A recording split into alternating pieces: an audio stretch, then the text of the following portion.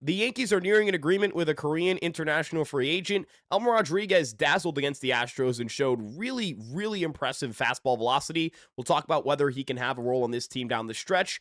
Some defensive concerns with Trent Grisham and George Lombard Jr. We'll talk about those. All of that and more right here on the Ryan Garcia Show. My name is Ryan Garcia, your host, the titular host of this show. Make sure you guys like, subscribe, turn the notification bell. We're going to get into the weeds with Yankee stuff on the daily, so you don't want to miss out. And let's just get started talking about Jo Sung-chol, the Korean infielder who the Yankees signed out of Rowan High School in Korea. Again, this is a teenage high school prospect. I believe he's 17 years old as things stand right now. And look, we don't know much about the player. There isn't much public information. There isn't much film. There isn't a lot for us to sink our teeth into exactly. We don't have a lot to work with here. The scouting reports suggest that there's a power upside here that's enticing. You can see some film of him playing third base. The tweet from KBO_ENG, or KBO in English is his display name, talked about how he's probably going to be a third baseman.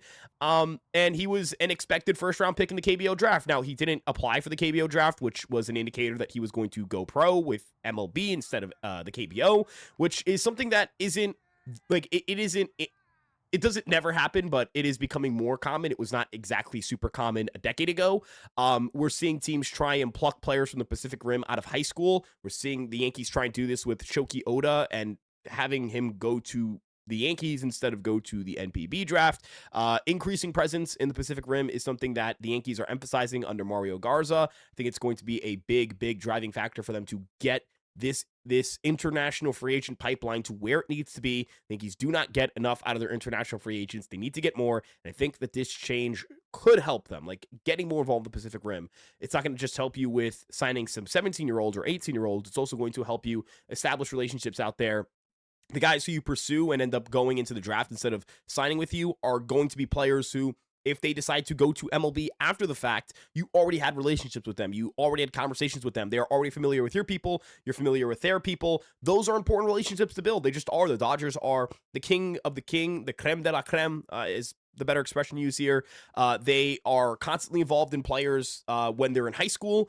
And then when those guys opt to take, let's say, the NPB draft or the KBO draft, they end up going through there. The Dodgers already have an existing relationship. And then when these guys go pro, the Dodgers have already talked with these guys. The Dodgers have already built existing relationships. These guys understand what the Dodgers are all about. The scouts, the president of baseball operations, and Andrew Friedman, like, these are not foreign entities to them. So these are important relationships to build. And so I'm curious to see how the Yankees, try and leverage these things. Again, this is a 2027 international free agent signing. If it were to go down, they have an agreement in place. I want to clarify, they have not signed the contract. That's something you cannot do until the 2027 international free agent period. And so when that gets announced, which again will be in January 2027, if there is an international free agent period for 2027, which is a whole other thing, then we will get official news. The Yankees will, I'm sure, announce it among a wave of other signings, and we'll understand what the signing bonus is.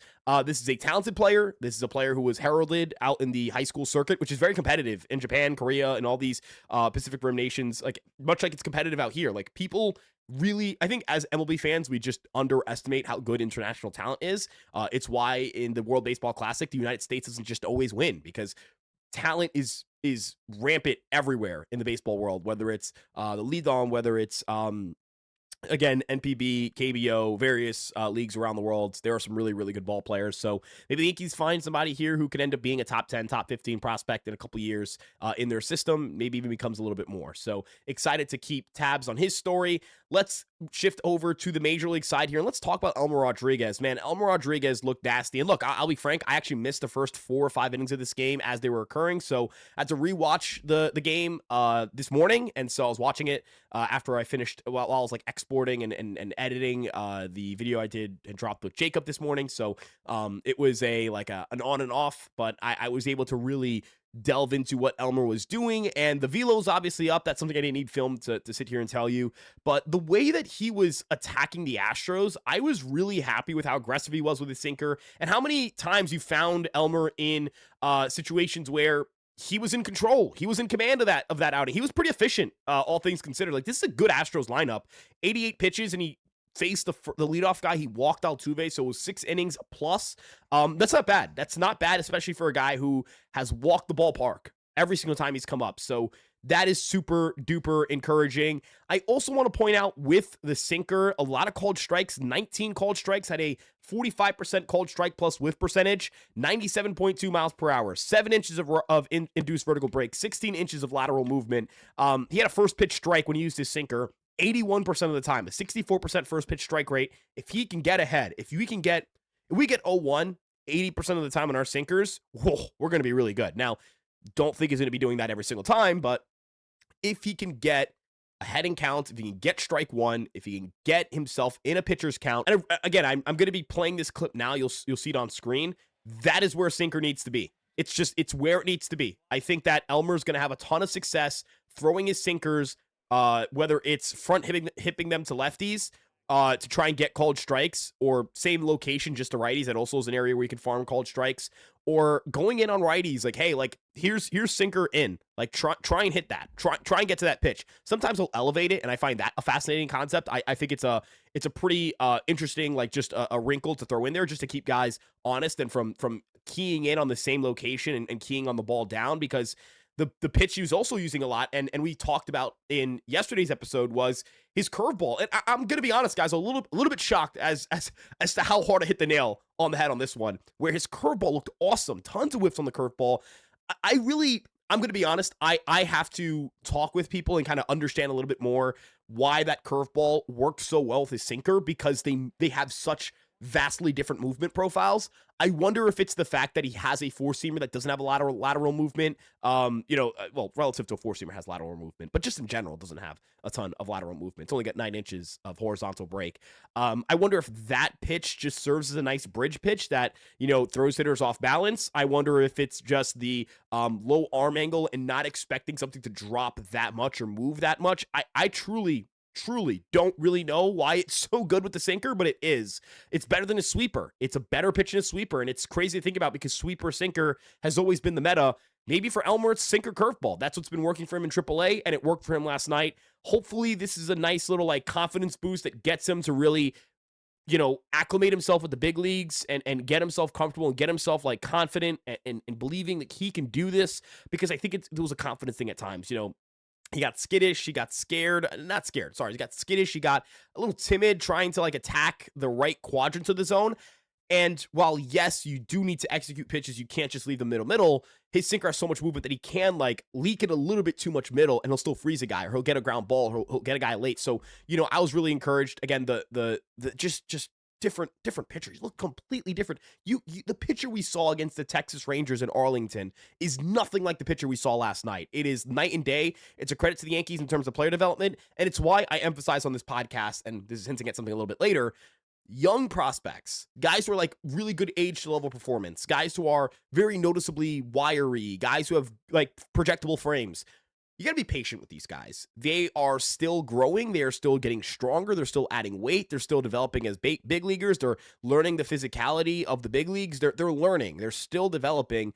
Elmer's a very ripe pitcher relative to a lot of the guys the Yankees tend to debut. I was looking at his age 22 season, for example. He goes from high A to double A to triple A. Very quick, rapid advancement. Then this year, AAA to MLB, he turned 23 a week ago. He was 22 when he debuted in the big leagues. Clark Schmidt was 22 when he made his pro debut. Michael King wasn't in MLB at 23. Will Warren was in his second year as a pro, not in MLB, as a pro, right?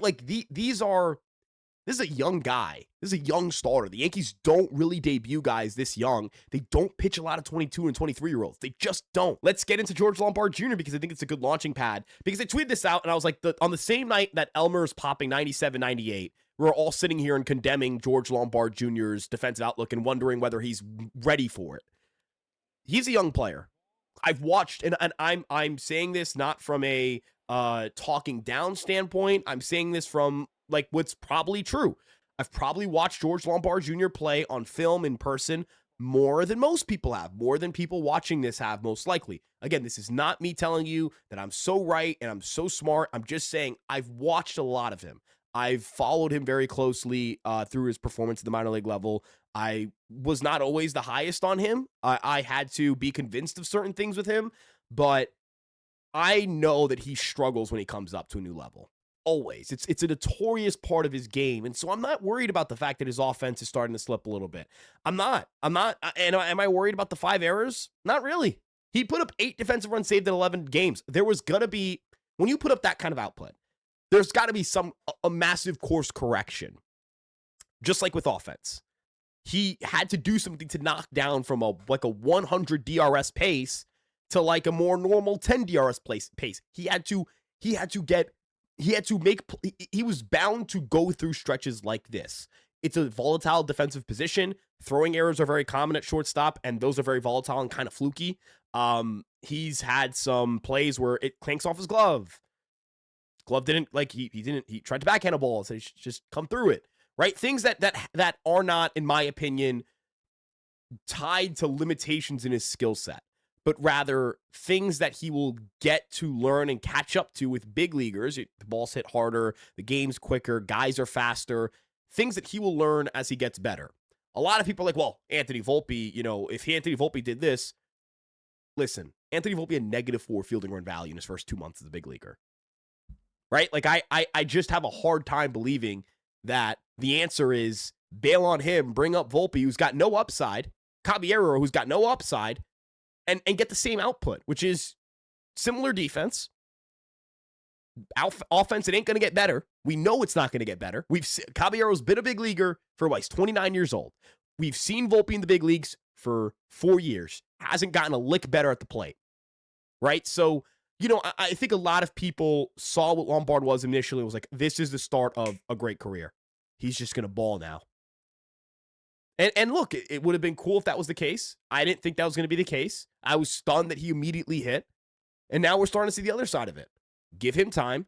Give him reps. He's got to play every day. You've got to play him through this. You have to play him through this. These are going to be good. He's getting kicked in the ass right now, and it's going to be good for him. The same way it was great for Michael King to get the beaten out of him in 2020 and 2021 as a starter. The same way it was great for Clark Schmidt to get the tar beaten off of him in 2023. I know Warren hasn't become the guy we maybe hoped he could become, but Warren's a better pitcher now than he was in 24 because he got the crap beaten out of him in 24. You got to let these guys get the crap beaten out of them. There are a lot of great defensive shortstops who came up and were negative defensive shortstops. Dansby Swanson, Bobby Witt Jr. There were years where Correa's defensive metrics didn't love his defense, and he settled into the role. It takes time. Baez was even a negative defender, I think, in his rookie year at shortstop. Carlos Correa had -18 outs above average in 2016. I know he had +6 defensive runs saved, but he was a negative defender. He was a negative defender his first year. You got to give these things time. You just do. And if you give it time, you'll get results. We're all here sitting here and raving about, man, Spencer Jones, another RBI knock yesterday. Man, he's really helped this team out. He's been a nice boost for this offense. And hand up. I was part of this. Man, Spencer Jones didn't look like a big leaguer when he first came up. He just did it. He struck out 50% of the time, basically. 45.7% if we want to be exact. 45.7% of the time his first 13 games. We were sitting at an 85 WRC plus a 268 xWOBA and a 39.6% strikeout rate on July 28th. That was 34 games into his MLB career. He had bad defensive metrics in center. Still didn't look comfortable reading the ball. Now, I think he looks really good in right field. And I think he's a pretty damn good hitter. Ben Rice got optioned in 2024, right? Like, it goes on and on and on. You got to let these guys get the beaten out of them. And when this happens, it doesn't guarantee that they're going to be good. George Lombard Jr. could be a bad big leaguer. He could be a bust. He could be a bust. But that was a probability. That was a possibility when he came up. That was a possibility coming into the year. Give him time, let him play, let him develop, and let's see what happens from here. Give him time. I'm not worried. My priors on him, if your priors on him shifted when he came up to the end of the first week in which he came up, that's not good process. You shouldn't have done that. You just shouldn't have. The same way I'm not going to, and I didn't change my thoughts on him then, which was he's a good prospect. He's a really good prospect. He could be a good big leaguer. Still here, still the same point I am now, the same point I was after he had his first home run, same point I was at when he had 8 DRS. He's a good shortstop, I think, defensively. I think he's going to become a good player. Just have to give him time. Trent Grisham, though, on the defensive spectrum. This is this is the other. Now, I do think you can actually be reasonably concerned about this for a couple of reasons. Number one, Grisham is a impending free agent. He's a pending free agent, so he is not a player that you're trying to invest long-term capital into. He's not a player who you have a long-term investment into, a vested interest in his long-term performance. He's in a weird spot. Like, I do think he provides a very important skill with his bat to ball abilities, and I don't think the Yankees should sit him right now. Like, they just simply need the offense. But he is in a weird spot where his glove is just so bad out there. He is a really bad defender, man. Like, I think he is one of the worst defensive center fielders, if not the worst defensive center fielder in baseball. And that has really tanked his WAR value. He is a roughly, I think, 1-win player, 1 to 1.5 win player. I could be wrong. Yes, he's a 1-win player this season in 112 games. That's market, like that's roughly what he's going to end up putting, like a 1.5 to 2-win season, probably. Maybe. Actually, it's not enough time really to get to 2 wins. Probably like a 1.5 win season in what might be 135 games. That's not valuable enough. Like, that's just not. Like, you need more out of center field. And I do think this is an important time for, like, this is a come to Jesus moment for Spencer Jones and Trent Grisham. Where, for Jones, I don't think he looked great in center, but Jones has enough speed where he can make some plays. And Jones has seemed to get more comfortable making plays and getting to certain balls. He's at a 331 expected weighted on base average. Grisham's at a 343. The Yankees really value expected numbers, and every organization does. They really value process over just raw results. Jones is not someone who I think the Yankees are sold on just yet, like as like a full-time starter on a fully healthy team. I think they still have some things they want him to work out on, and I'm sure that the Yankees are, I'm still curious to see how the next few weeks play out for him, but he is someone who can absolutely, I think, take that job and play better than Jones does at a position that is important to get defense out of. I don't think Spencer Jones is the answer perfectly defensively, but I do think that he is a better defensive center fielder than Grisham. And again, the Yankees have to do whatever they can do to win baseball games. And if that is playing Jones in center field and that's going to prevent more runs, you've got to do it. Because what happened yesterday has happened too many times this year. You cannot have a guy who's going to be that poor of a defender playing that good of a position. That's just my opinion on it. But I'd love to know what you guys think in the comments below. Like, subscribe, turn on the notification bell. We really appreciate what you guys are doing here for us on this YouTube channel. We're trying to get to 1,000 subscribers before the postseason begins. So if you could do that, we really appreciate it. We'll see you guys in the next one. Peace out, everybody.